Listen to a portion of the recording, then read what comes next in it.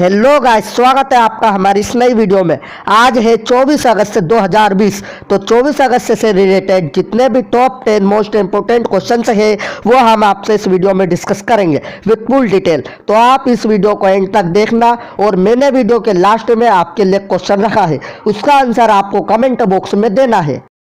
तो अब हम चलते हैं हमारा पहले प्रश्न की ओर। हमारा पहला प्रश्न है, किसने हाल ही में हरित पथ नामक मोबाइल ऐप विकसित किया है? इसका आंसर है ऑप्शन नंबर 1 NHAI।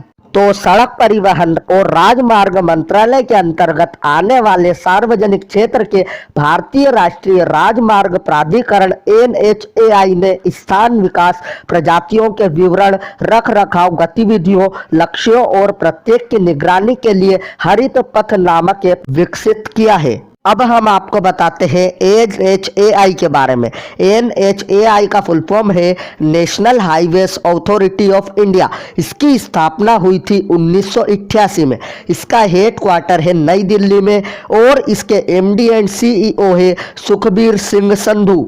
अब हम चलते हैं हमारे दूसरे प्रश्न की ओर। हमारा दूसरा प्रश्न है, किस राज्य सरकार ने हाल ही में एक संकल्प बुजुर्गों के नाम नामक अभियान चलाया है? इसका आंसर है ऑप्शन नंबर 3 मध्य प्रदेश।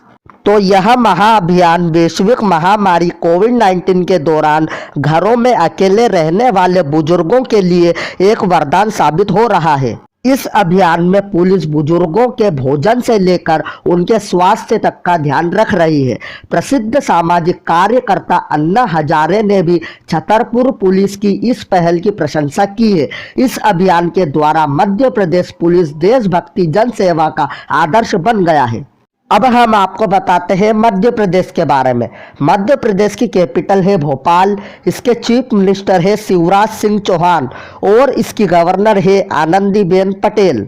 अब हम चलते हैं हमारे तीसरे प्रश्न की ओर। हमारा तीसरा प्रश्न है, भारत के नए चुनाव आयुक्त के रूप में किसे हाल ही में नियुक्त किया गया है? इसका आंसर है ऑप्शन नंबर 2 राजीव कुमार। तो ये है राजीव कुमार और इन्हें भारत के नए चुनाव आयुक्त के रूप में नियुक्त किया गया है।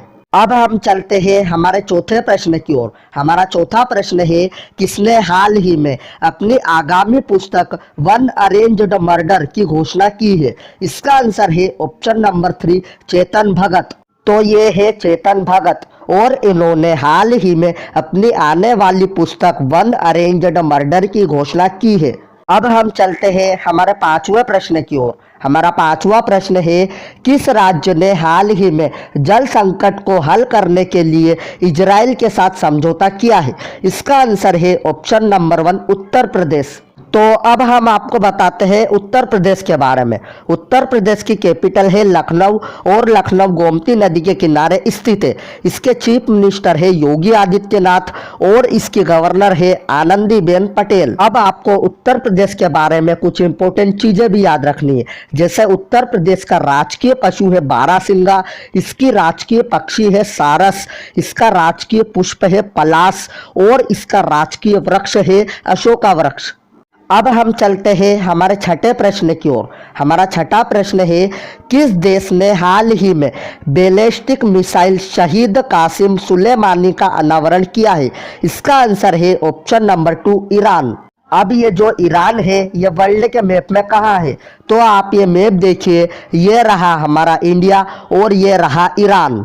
और आपको ये भी याद रखना है कि ये एशियन कंटिनेंट में है।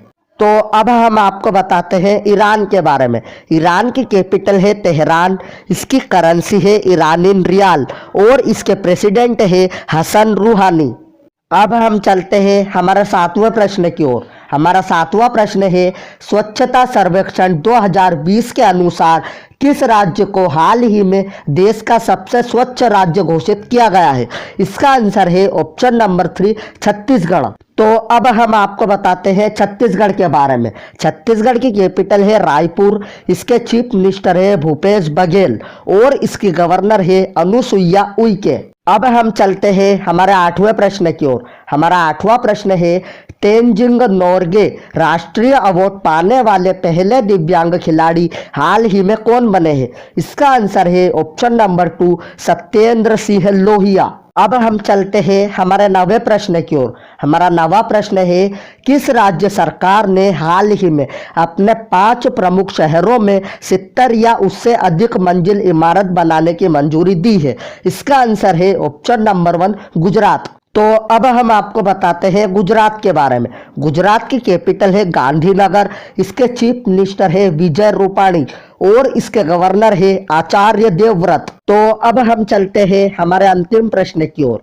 हमारा अंतिम प्रश्न है, आई रिपोर्ट के अनुसार हाल ही में भारत में किस वर्ष तक कैंसर के मामलों की संख्या 15.7 लाख हो जाएगी? इसका आंसर है ऑप्शन नंबर 3 2025। अगर आपको वीडियो अच्छी लगी हो तो please like share and subscribe जरूर करना।